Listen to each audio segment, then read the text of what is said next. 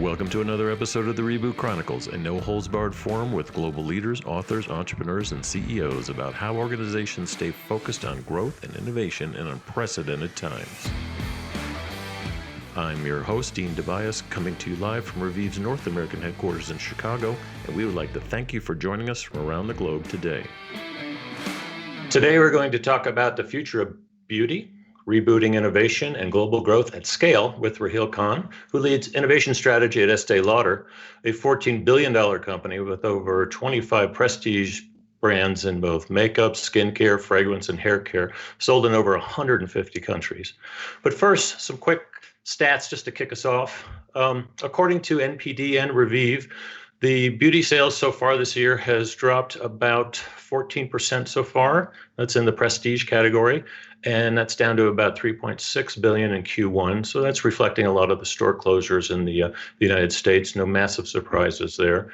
Makeup was down about 22%. Skincare down about 8%. Fragrance 13%. But hair care is up 13%. So let's talk about that as well. Also, skincare in the natural beauty segment is up at about 11%. We're going to be covering that in the next episode, and Raheel will touch on a little bit as well. So not surprisingly, online sales continue to jump. They've gone from about 25% pre-epidemic worldwide in January to about 48% at the end of March. So with skincare diagnostics up over about 200% according to the Revive Beauty Index. And compared to last year, for those that are wondering, in terms of what's going on with online, makeup is up 18%, skincare is up about 27%, fragrance up about 19%, and hair care once again way up at 41%. So with that context, Raheel, I'd like to welcome you to the program and just kind of wondering how things are going for you in New York and New Jersey these days. Hey, Dean, thank you so much. Thank you for having me. And yeah, things are surreal, right? It's definitely an interesting time, Yeah. I don't know. You seem to be really busy, though. Very busy, right? But I mean, it's interesting for me. Like the emotions are interesting, right? Like it's at the end of the day, it's a health crisis, right? And it's humbling to see how vulnerable we are as humans, right? And being in the epicenter, you kind of see, kind of the fear and anxiety is so palpable, and you see, these are your friends that are frontline workers and people that whose families are affected. So, look, it's definitely a time, it's a time to kind of like, but it's not all gloom and right. I think looking at the positive, it's amazing to also be close to kids and your spouses and your partners, and you're with them 24/7. So surreal for sure, but interesting nonetheless. Amen to that. So tell us about your role at Estee Lauder. I'm sure it's a little strange right now. You're not commuting into downtown into the city of New York, but what's your role like there? Yeah, so I lead innovation strategy, and I also lead category strategy for the company. Fun. So the company it's a leader in prestige beauty, right? With iconic brands such as MAC, Estee Lauder, La Mer, Jo Malone. We're a portfolio of brands. And my job is to ensure that brands are fueling innovation in a coordinated way, and we're growing market share in a coordinated way as well, right? So, most importantly, what I'm super proud of is I have an amazing team of extremely talented individuals that are across strategy, data science, right? PhD data scientists and consumer insights. And what we really do is connect dots, understand signals to find opportunities for our brands so that we can grow market share. Right. That sounds like a big, tall order. So at Kellogg, we talk a lot about BFSs, big, fat, and slow corporations that have learned how to kind of grow and innovate at scale, which you seem to have cracked the whip on and figured it out in a very distributed company, but with such a vast platform and a vast amount of brands and business units and geographies. How do you manage it all, and how do you choose where to play in the growth and innovation and research and ethnography? And you've got so many things on your plate. How do you prioritize it? That's a great question, Dean. So look, I think it's super exciting to be part of a big company, but remember, it's a big company with brands, and each brand has its own DNA and right agility, fast to market, and clear understanding of like what the equity is and who the consumer that they're serving, right? So for us, the way we think about this is that we have multiple engines of innovation, right? And if you think about consumers, there's different segments, and we're different. Beauty is different to like I don't know, detergent. A consumer on average has 12 brands in her bag, right? In detergent, she has two, right? So Right. consumers are looking for, they have different need states and aspirations. And the way they go about those are by essentially collecting a portfolio of brands for themselves. And so that's kind of the way we approach innovation and growth as well, right? Serving the different needs of the different consumers, across the globe. So can you just kind of touch on, a lot of people don't think about analytics in terms of innovation. It seems like you bring a lot of validation to creativity, and there's a lot of interesting things that go on in creating a beauty brand or skincare, cosmetics or hair care. A lot of emotion involved, and you also bring in the other side. Is it more of a validation of before you spend type of investment strategy? Well, look, it's so Estee Lauder, right, is an amazingly creative company, right? It's Very. I would say one of the best that I've obviously, seen, and I think best, probably not just in our industry and elsewhere as well.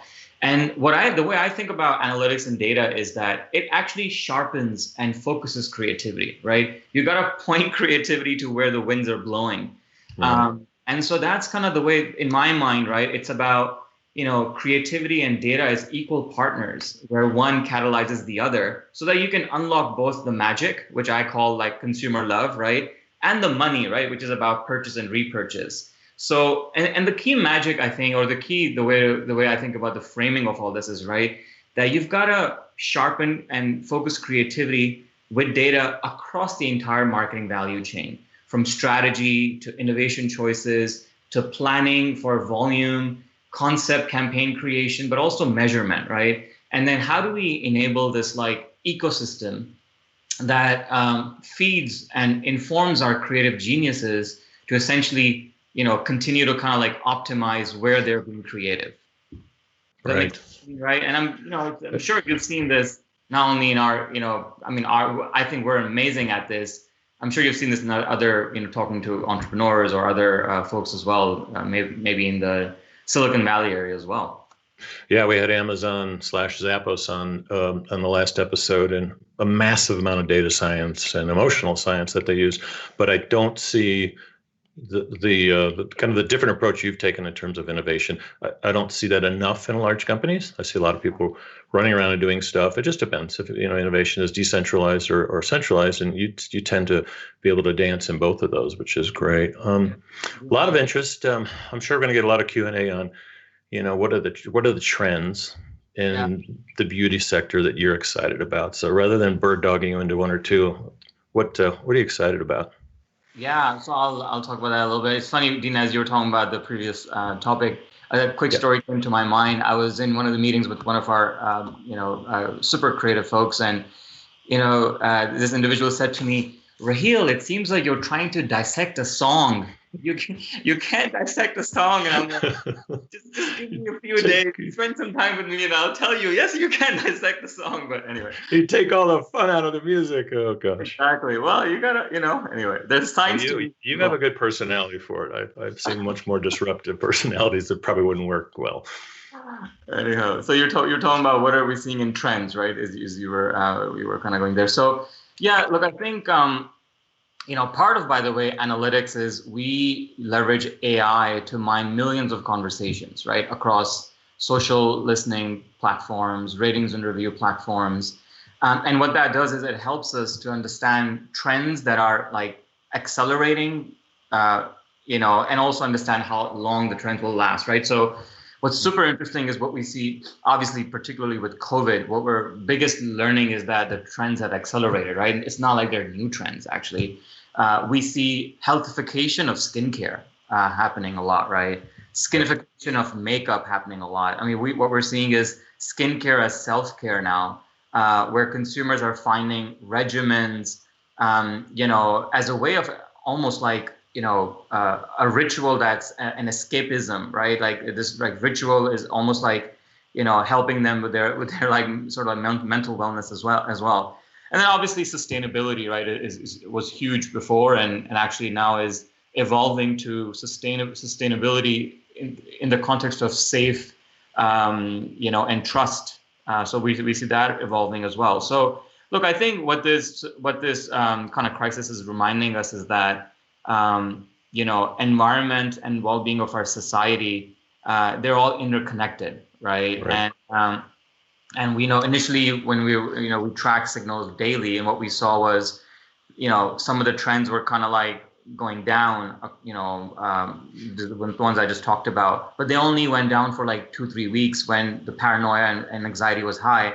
And then we saw them rebounding and actually going even higher to, January, December kind of timeframe. So, I think long story short, the learning is that it's an acceleration of trends, and Estee Lauder Companies is very, very perfectly situated with our brands and our skincare, and what we see, the claims that are rooted in science, noticeable benefits, and that's really what Estee Lauder Companies and our brands excel at. So we feel super excited to be kind of at this point where we are going to serve the trends and needs of our consumers.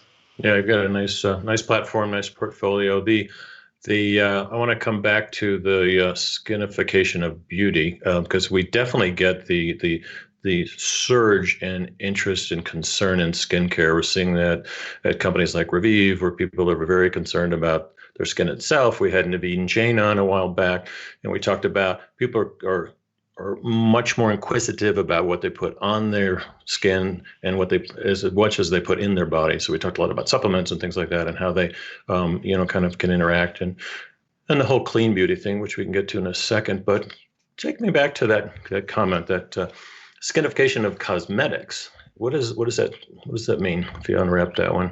Yeah, look, I think, by the way, you were kind of talking about stats and PD stats, et cetera, earlier, and you were macro in nature, right? You were talking about makeup, but the way we think about the world is, it's not, makeup is too broad, right? You kind of have to look at granularity, and that's where insights come out, right? So when you look at makeup, yes, you quoted some of the numbers, it's down, but when you look at the subsegment of makeup, which is really about, skin loving makeup, right? Or you can say skin friendly makeup, where you have, hybridization of skincare benefits that are coming from makeup. That's really where consumers want to go. And so that's really what I mean when I said skinification of makeup. It's really like a way to kind of describe it, to kind of make sense of it. But that's really where the consumers are going, we're showing that continue to go up. Just looking back at the data here, up 11% in terms of the natural beauty skincare, but part of that also cosmetics is. You're right. So that let's kind of dig into that. The whole ingredient trend and the clean tech trend, and not just for cosmetics, skincare, healthcare. It's for food. It's for all types of different genres of consumer goods. What are you guys doing there? Yeah. So. A lot, right? So obviously, if we think about where, particularly also, I was talking earlier about COVID and kind of like safe and trusted beauty, right? Ingredient transparency is an important area, one of the important areas. And we have an amazing amount of actions underway. If you look at Aveda as an example, which is one of our amazing brands, Aveda talks about, ingredients, natural ingredients in a very clear way. But what's important, Dean, is that, it's not enough to just talk about ingredients. You have to link ingredients with the benefit that they provide, right? That energy together is really what matters. And so, so that's kind of one area, which is an important area. Go ahead, you were gonna. No, I was just agreeing. It totally makes sense. Most of them don't do that connected tissue. They just list it and going, "Hey, aren't we great? It's all natural." That's right. And I often look at that stuff and go, "I don't even know what that means." Exactly. And I think the other thing to think about here is that, again, our analytics, social listening platforms are global in nature, right? So what we used to see in this area that we're talking about was that it was mostly relevant in Germany and California. But again, while I was talking earlier that COVID accelerated things, and really now what we're seeing is consumers across demographics, across the world, are kind of talking about this, right? And again, this link of, the world in this world, right? Like well-being of our society, environment, noticeable, effective products, right? And also like hero products that are high in quality. That's the intersection of what we're seeing as to where all this is kind of like evolving to, or kind of like collapsing towards. It's going from kind of the niche markets to more mainstream mass market consumer. Do you see that almost there, or still got a ways to go? So I wouldn't say niche to mass. I would maybe reframe it a little bit, right? So if when you talk niche, people think indie brands, right? And indie brands, obviously, come in beauty and other industries as well. But, Dean, what's interesting is that when we look at data, right, we see that indie brands do a good job of driving trial, right? Because they have interesting marketing stories. Exactly. But they don't do a good job of driving repeat.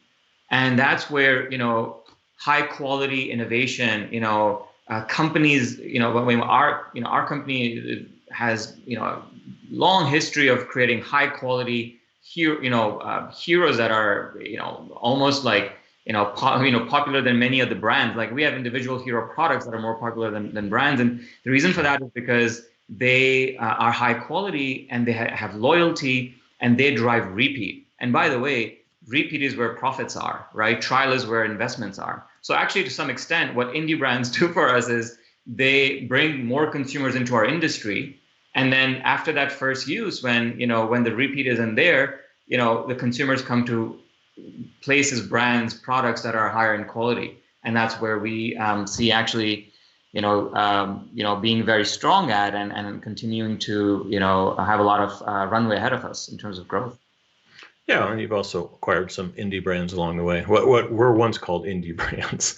What we're seeing with some of the there's been a couple studies out. I forgot which one of our partners it was, but also it reviewed that during the epidemic there has been, because online behavior has spiked so high in some categories, the skincare concerns are 200, 300, 400% increases.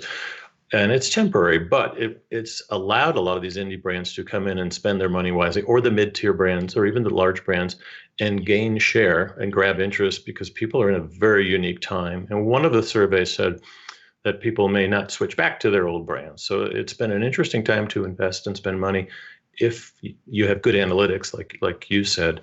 And so what do you think is going to happen on the retail side? We've got a massive lockdown around the world. China opened up with some record sales in luxury goods and cosmetics and things. As it ripples around the world, economy by economy, opening up. What do you think we're going to see in the beauty sector in terms of consumer behavior? Sure. Yeah. Look, I think it's interesting. You touched on China's opening up, and what we see is this idea of revenge shopping, right?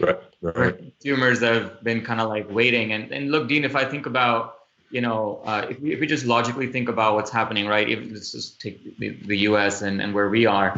Basically, people are not going out of their homes, which means that they're not spending money on, I don't know, movie tickets or restaurants or vacations. So yes, there's an economic contraction that we're seeing and will happen and it will affect a certain percent of the population. But remember, we are affordable luxury, right? And when you have money that you haven't spent or you're not able to spend in luxuries, you have that extra disposable income that you have available to you if you're in this space where, economically where you can, you still have a job where you can afford it. And what happens is that's when consumers start to go into beauty and more specifically in the things that we just talked about earlier, trends of skincare with noticeable benefits. Consumers, what we also see right now is there's a little bit, if you think about the Maslow's hierarchy, right? At the bottom of the pyramid you have safety, right? Which a lot of consumers are at, and that applies to beauty as well, right? Consumers are buying safe cleansers, for example, safe moisturizers, and we talked about that already.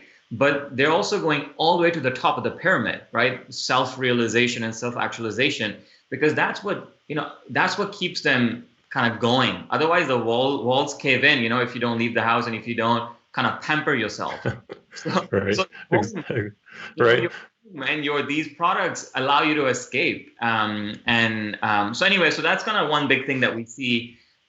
you touched a little bit on, I think, other markets as well. And by the way, what, the positive of all this is that, like digital acceleration has happened, right? And what we see is digital acceleration happening in emerging markets and with consumers that traditionally wouldn't be on e-commerce platform. Exactly. But what it does is it actually makes the consumers who traditionally could not participate because of channel reasons are now able to participate, right? So think about that. Like you basically have a bigger bucket of consumers now who are now in the industry wanting to participate, which may be in emerging markets such as I don't know, APAC, Asia Pacific, or whatever have you. They weren't able to because they didn't have access to stores. And same is happening in the US as well, right? We're seeing not just younger consumers buying online, but also older demographics kind of getting a bit more okay with replenishment online of their hero products, as an example. Exactly. Yeah, and there's data behind that. The laggard sector of the baby boomer population, they would think nothing to jump in the car, run to the store, and the behaviors have changed. And depending on the category, digital has been accelerated by anywhere from 3 to 5 to almost 10 years, depending on which category.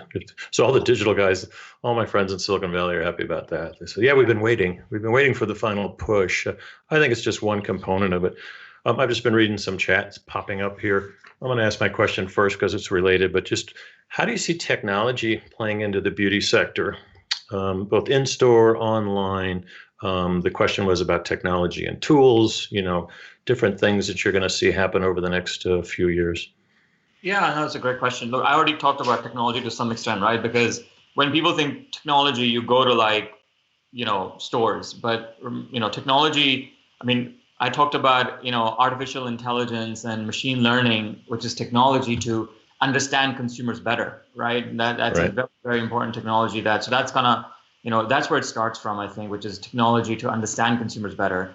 Then you have technology, which I think the question probably refers to, is when we think about, when you're on an e-commerce kind of an experience, how does technology enable you, one, to understand you better, right? Because right. You want to offer an assortment that's relevant to you.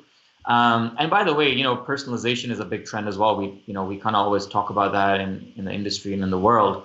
But really at the heart of it, Dean, personalization is about, making consumers feel included, right? And giving her or him the right product at the right time.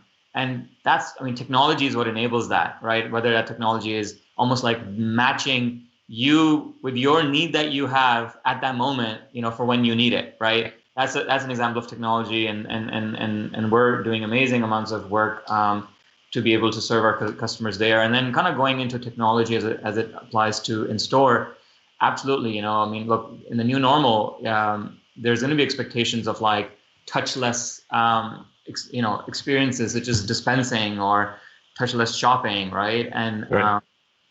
We already have amazing amounts of experience here, because remember, in Asia, particularly in China, things were already a little bit on the touchless side. And so our brands such as Estee Lauder and Clinique, which has technologies here, Clinique actually is one of the brands that even invented this idea of the idea of personalization with the first Clinique, computer that matched you and your skin tone with your shades.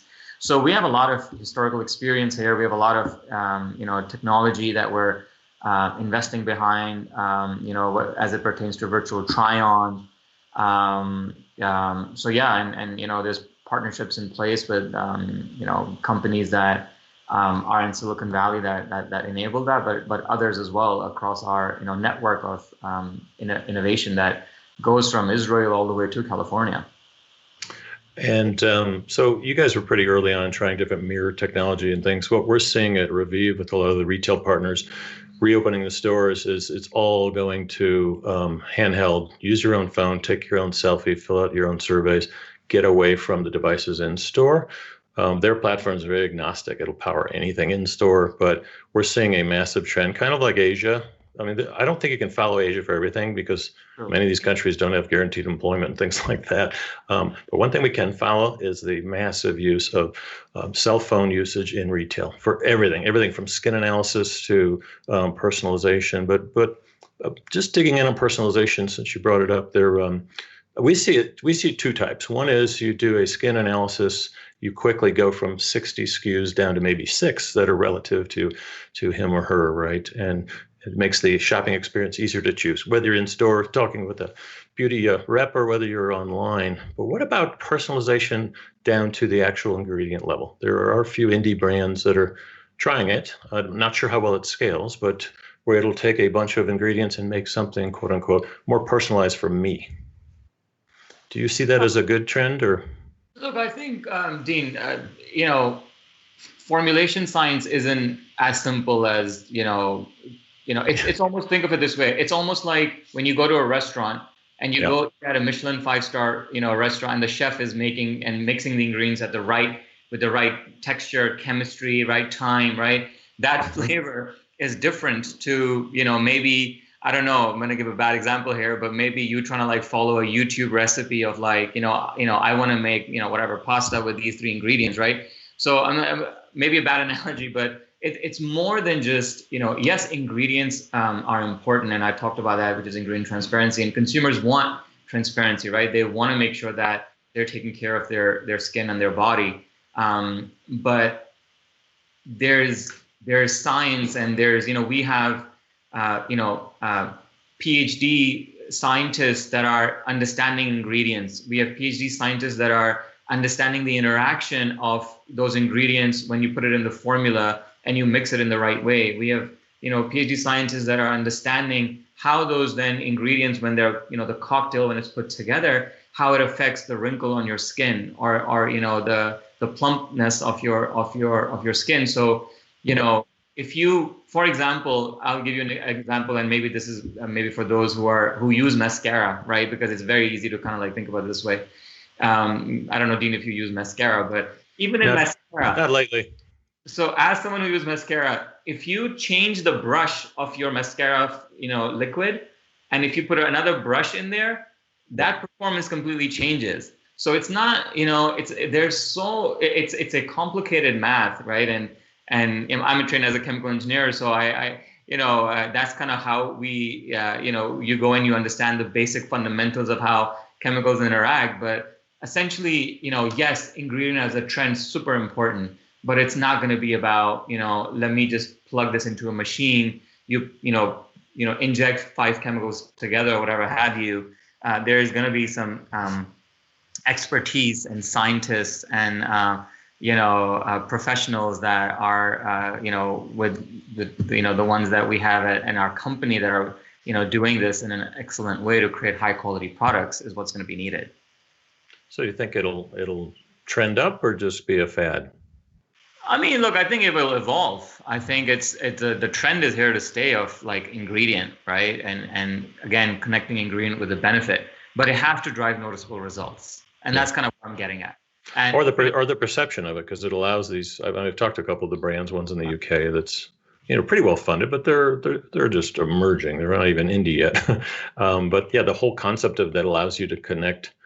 Just like doing a skin analysis on your phone, it allows you to create a relationship with the consumer, so they may feel like it's more personalized. Whether you're giving them a SKU unit or something custom itself, maybe there's a hybrid model coming. It goes back to what I was talking about, right? Repeat is what matters, right? Right. Exactly. Trial, interesting, but trial isn't sufficient to drive profits. Yeah, and people are copying the subscription model, and those tend to have a high degree of, a mild degree of, attrition. Let's just say. So that's a whole new thing to monitor. Well, we appreciate a lot of your insights and coming on. I know you've been totally jammed and keeping the company growing. What you have any parting thoughts for everybody, and just little words of wisdom before we go? Yeah, look, first of all, thank you so much for having me on. This has been awesome. It's look, I guess parting, I'm not, I'm humbled for you to ask me for wisdom, but I guess what I'll say is that, look, we'll get through this pandemic. I think that's kind of right. We're only like less than 100 days in, right? If you think about it. And And humans, especially Americans, us, right? Like we have this great gift to dream big, right? But I think what's important is that we continue to inspire others to dream big as well. Over here, the longest surviving species, the one that is most collaborative, right? And not that we're talking about survival here, species survival here, but the point I'm making is that, dreaming big, collaborating, learning together, which is really what we do in my team and at Estee Lauder companies. I think that same spirit, I think, is relevant for just kind of like, this current pandemic that we're in, or this world in general as well. So that's kind of like the rules that we live by. Hopefully that's inspiring to others as well. It's inspiring to me, and it's interesting to get your thoughts on that as well. I'm going to slip one last question in just to be nice to the viewer. How do you keep your organization or the units more nimble these days? Because you are, 14 billion is a big number. Just quick answer. Yeah, look, I think it starts with making sure that agility is a process, right? You got to like create an organization, process that is agile, so that you can, like we did, right, move within days and weeks to completely change your supply chain and invent a new formula that makes hand sanitizers. We're so proud of that, right? And we didn't have hand sanitizers before, this happened. But now we're here, providing sanitizers to doctors and frontline workers and employees. So it's about making sure that your processes are built with agility, and that's a whole hour of conversation, Dean. But yeah. Yeah, we'll take that one up next time. But you said just the opposite of what most people think. Most people think agility is disorganization, and it's not. You need a process. I love that. And I want to thank you for doing and responding and doing as much as you guys could during the pandemic. So really appreciate that. So next up, we have on the next episode, the CEO of Credo, which is one of the largest clean makeup, I'll just call it a store on the planet. And Raheel, thanks for coming. Really appreciate your time, and talk to you soon. Thank you, Dean. Cheers.